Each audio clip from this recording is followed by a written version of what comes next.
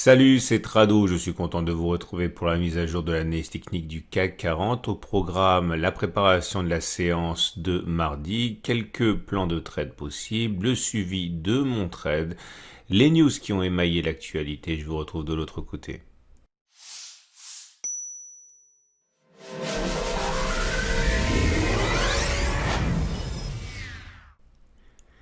Et oui, une nouvelle progression très sympathique de 1,73% qui fait suite à la progression à peine moins sympathique de 1,01%. C'était le 10 juillet, donc vendredi. Les traders, les investisseurs, les observateurs n'ont cure des dernières statistiques pandémiques qui montrent que dans beaucoup de pays, c'est totalement hors de contrôle. Les regards se tournent plutôt vers l'annonce réitérée de Gilead selon lequel des progrès sont réalisés dans la recherche d'un vaccin et également la saison de publication trimestrielle qui va débuter véritablement mardi avec des mastodontes qui vont publier le résultat et avec un consensus très mauvais puisque les analyses prévoient entre 40 et 50% de baisse des résultats. La porte est ouverte pour de bonnes surprises et il semble que les traders aient envie de regarder dans cette direction. Alors beaucoup de choses à dire. Et sont des séances très très très formatrices parce que vous voyez comment dire, les traders, enfin les débutants, les analystes débutants pensent qu'il y a deux directions au marché, la hausse et la baisse. Et en fait, c'est faux. Ok, il y a la hausse, il y a la baisse, et puis le plus souvent il y a latéralisation, congestion. Et c'est vrai que depuis qu'on a commis des sommets le 8 juin, c'est-à-dire il y a plus d'un mois, plus de 5 semaines, quasiment 6, on a fait que latéraliser, congestionner dans maintenant ce qu'on peut appeler soit un triangle, soit un canal, mais ce sont des choses complètement normales. Et les traders débutants perdent leur argent en voulant trader tout le temps, alors que la plupart du temps, il n'y a pas de direction et donc il n'y a pas de sens à privilégier non plus. Dernière victime en date des évolutions erratiques du CAC 40, le triangle symétrique numéro 2. Je vous rappelle qu'il y avait eu un premier triangle symétrique que l'on avait tracé ainsi et qui avait fourni des résultats, on va dire, acceptables, puisqu'on avait atteint 2 des 3 objectifs. La deuxième tentative de triangle symétrique, c'est celle que j'avais imaginée ici. Bon, le marché n'en veut pas. Le marché n'en veut pas parce qu'on en est sorti, on a réintégré, puis là on s'enfonce dans le triangle. Visiblement, c'est une vue de mon esprit, donc il ne faut pas essayer de forcer le trait. Ce triangle symétrique n'existe pas.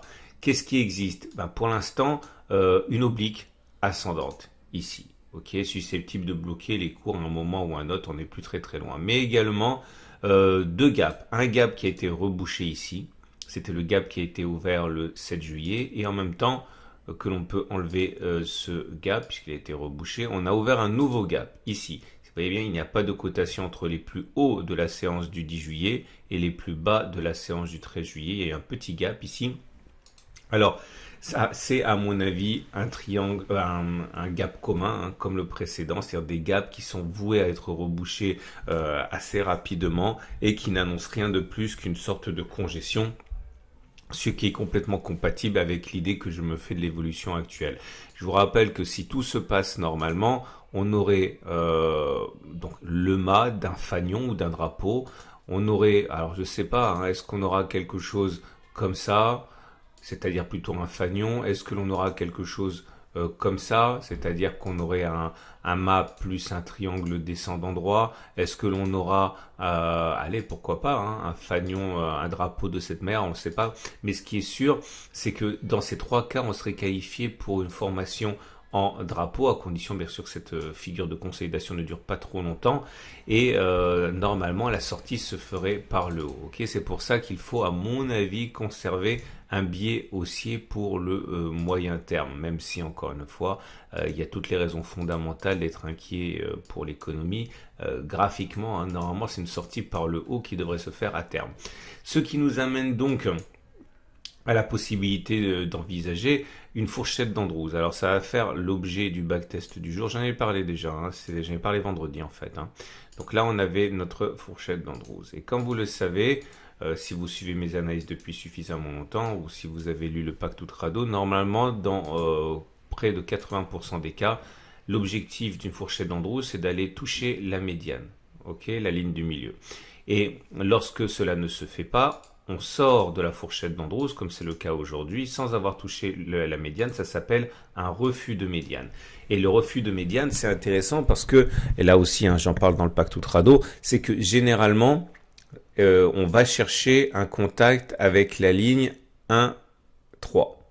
Ok, donc je récapitule. Normalement, lorsqu'on a une fourchette d'Andrews, on va chercher la médiane. Et lorsqu'on ne cherche pas la médiane, qui est un refus de médiane, généralement, on va chercher un contact avec la ligne 1, 3. Donc, ça va faire l'objet du backtest du jour. Alors, regardez, je vous donne simplement pour mémoire une autre fourchette d'Andrews qui a existé ici. Donc, un plus bas, un plus haut, un plus bas. Ok, vous voyez, on a parlé en son temps. C'était pas très heureux de faire ça parce qu'on voit plus rien maintenant. Mais bon, l'idée, c'est que lorsqu'il y a un refus de médiane, comme ça a été le cas ici, ok, on va chercher la ligne 1,3 qu'on peut figurer comme ça. Voilà. Ok. Bon, il n'y avait pas beaucoup à moudre sur cette sortie, sur ce refus de médiane, mais c'est pour vous montrer que ça se passe plus souvent que l'inverse. Alors maintenant, on va backtester ça. Le test sera remporté et jugé gagnant si on va chercher la médiane, la ligne 1,3, et ce sera perdant si on réintègre la fourchette d'Andrews avant d'avoir cherché la médiane. Alors c'est parti. Alors je vais commencer par la fin parce que par construction, il y en a partout et donc après on voit plus rien. Voilà. Je pense que là je suis à peu près bon. Oui, voilà. Donc, voilà la première des fourchettes d'Andrews. Donc, point 1, point 2, point 3. Voilà la médiane. Vous voyez, on en est sorti ici et on est allé chercher un contact avec la ligne 1,3. C'était là. J'enlève tout de suite parce que sinon on n'y voit plus rien. Voilà. Deuxième occurrence, point 1, point 2, point 3, on a eu un refus de médiane, on n'est pas allé chercher la médiane, et là, on n'a pas atteint l'objectif de la ligne 1,3, ok, on s'est arrêté avant de réintégrer la médiane, donc ça c'est une expérience perdue. Un autre exemple ici, vous voyez, pivot 1, pivot 2, pivot 3, refus de médiane, on est allé chercher la ligne 1,3, ainsi, donc un succès. Et là vous avez un nouveau succès. Non, là c'est un échec. En fait, je sais pas pourquoi j'ai mis que c'était un moins. C'est pas bon. Ok, donc on est sorti de la fourchette 1, 2, 3. On l'a frôlé de pas grand chose, mais on a réintégré, donc c'est pas bon. Et ici, c'est pas bon non plus. Vous voyez, fourchette 1, enfin pivot 1, pivot 2, pivot 3. On est sorti de la fourchette, on n'a pas rallié le point 1, 3. Bon, je vais aller plus vite maintenant. Là, on l'a rallié. Succès, échec, succès, échec, puisqu'on n'est pas allé chercher la ligne 1,3. Encore un échec qui est là. Un succès. Vous voyez, on est allé chercher cette ligne-là. Là, vous avez un échec. Un échec, un succès, encore un succès. Alors ça, j'ai pas fait figurer parce que oui, j'ai effacé après. Ça, c'est un succès aussi. Voilà, comme ça. Un succès, un autre succès, encore un succès. On a encore un succès, encore un succès, encore un succès. Bon, bref, je l'ai fait pour vous 20 fois. Et ça a fonctionné 13 fois et ça a échoué 7 fois. Donc on est à 65% à peu près de chance de réussite. Est-ce que ça veut dire que sur la clôture de lundi soir ou sur la séance de mardi matin, vous devriez vous précipiter pour acheter du CAC 40 comme vous voulez en CFD, en tracker ou ce que vous voulez pour parier sur un retour sur la ligne 1,3 qui est là, donc ça veut dire aller chercher les 5092. Non, vous pouvez pas le faire parce qu'il faut encore savoir à quel moment vous entrez, à quel moment vous sortez, à quel moment vous prenez vos profits, à quel moment vous mettez votre stop loss, voir si vous backtestez ça et que ça fonctionne et que ça vous rapporte de l'argent. Et effectivement, à ce moment-là, vous pouvez éventuellement le faire. Là, tout ce que ça montre, c'est qu'il est plus probable que l'on aille chercher cette ligne 1, 3 ici, ok, que de ne pas le faire si on répète l'opération 100 fois. Ce qui ne veut pas dire non plus que ça se passera ainsi demain. Mais en tout cas, si vous shortez maintenant, sur le niveau actuel, vous n'êtes pas forcément dans la logique de l'analyse technique, puisque vous pourriez avoir un meilleur point en essayant de shorter le point qui est au-dessus. Hein. Voilà. Alors maintenant, au-delà, quels sont les autres plans que vous pouvez prendre? Alors, si vous avez un biais plutôt baissier, vous avez compris, hein, vous pouvez shorter éventuellement un rapprochement avec le contact 1-3. Là, si vous pouvez également acheter, hein, c'est absolument pas interdit. Si vous considérez que ce gap, par exemple, ne sera pas rebouché dans l'immédiat, et pourquoi pas ne pas envisager qu'il ne s'agisse d'un gap autre qu'un gap commun, vous pouvez très bien mettre un stop en dessous de ce gap en pariant qu'il ne sera pas rebouché à 1,9% par exemple. Il faudrait viser au moins 1,9%. Bon, j'aime pas beaucoup parce que ça voudrait dire aller chercher et dépasser cette résistance et vous aventurer à l'intérieur de l'autre résistance, et vous savez que j'aime pas viser des objectifs qui impliquent des cassures de résistance ou de support. Vous pouvez également toujours trader le canal orange là que vous voyez, hein, qui est totalement valable. L'idée c'est de mettre un stop en cas de sortie du canal orange, par exemple, je sais pas moi, à moins 5,5% ou voire moins 8%, mais il faudrait viser au moins 8%. Bon, c'est envisageable si on va chercher le haut du canal orange, hein, c'est au moins du 12%, donc c'est valable aussi. Hein. Bon, à titre personnel, vous le savez, sur la foi du backtest que j'ai fait avec vous vendredi, je suis rentré en position vendeuse à l'ouverture. C'est ce que j'avais dit que je ferais.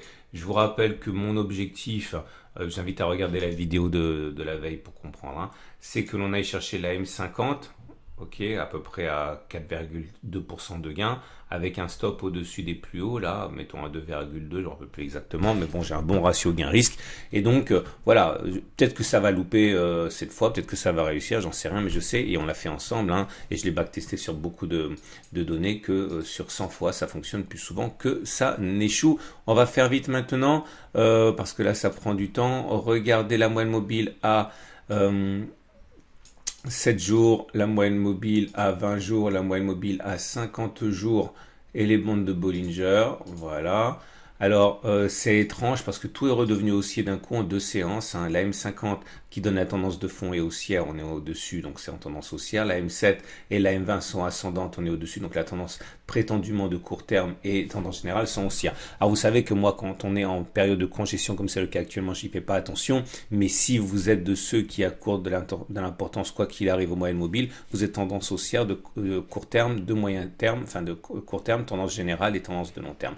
Regardez la Bollinger supérieure, il faut savoir que on aurait pu backtester ça aujourd'hui, c'est généralement une résistance dynamique. Hein. Il risque d'y avoir des petits mouvements vendeurs sur ça, et si on clôture au-dessus, ça sera encore une autre histoire à envisager demain. Je fais vite, pareil avec les autres indicateurs techniques, vous le savez, je n'accorde pas beaucoup d'importance du tout à vos indicateurs techniques lorsqu'on est en période de congestion, mais on ne peut pas masquer le fait que le MACD 0 a donné un signal haussier. Ok, c'était aujourd'hui. Bon, bah voilà, on a déjà backtesté ça, vous pouvez le rebacktester. On va terminer avec l'Ishimoku rapidement parce que sinon ça va être... Ah oui, le chandelier japonais, pareil. Après, ce sont des trucs personnels, hein, mais à titre personnel, je fais pas attention au chandelier japonais lorsqu'on est en période de congestion non plus. Je considère qu'on n'est pas sorti de la période de congestion, donc même si le chandelier est positif, hein, vous voyez, longue mèche basse, clôture sur les plus hauts, qui invite à considérer que l'on aille plus haut, il faut quand même savoir que moi, j'y accorde pas beaucoup d'importance, mais c'est positif, hein. On termine avec l'Ishimoku, et là ça va aller très vite parce que il ne se passe rien pour l'Ishimoku pour l'instant. Nous sommes toujours en tendance globalement neutre, et vous le voyez au fait que même si on est au-dessus de la SSB, au-dessus de la SSA, au-dessus de la Kijun, au-dessus de la Tenkan, rien n'est haussier. La Tenkan est plate, la Kijun est descendante, la SSA est descendante, la SSB est plate. Pour moi, la tendance n'est pas haussière, elle est globalement neutre pour l'instant. Voilà, c'est une excellente journée. Je vous invite à regarder les analyses de moyen terme à la fin de cette vidéo, également l'analyse de l'or alors j'insiste, on me demande si j'achète de l'or, est-ce que je peux le vendre bientôt, est-ce qu'on va bientôt gagner de l'argent? Il faut savoir que moi, si j'achète de l'or, c'est pas pour le revendre, je l'ai déjà dit. Moi, j'adore la maxime sur laquelle on n'achète pas de l'or pour devenir riche, on achète de l'or pour ne pas devenir pauvre. Et voilà, j'investis dans l'or depuis 2006. Et je ne vends pas, mais si vous êtes intéressé par la diversification, vous devriez éventuellement regarder cette vidéo qui est à la fin de celle-ci. Voilà, c'est une excellente journée, je vous dis à demain pour la mise à jour.